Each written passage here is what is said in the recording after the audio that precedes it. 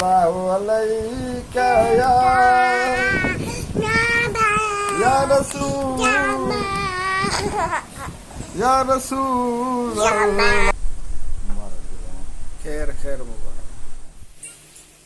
उत जो खिलण तमाम भलो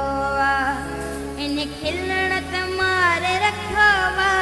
रत्न जो खिलण तमाम भलो उत जो खिलण तमाम भलो तुझो दीदार दिल के वण दोवा तुझो दीदार दिल के वण दोवा छोजो दिल आहे तुझी दीवानी छोजो दिल आहे तुझी दीवानी उत जो खिलण तमाम भलो इन खिलण तमारे रखवा रत्न जो खिलण तमाम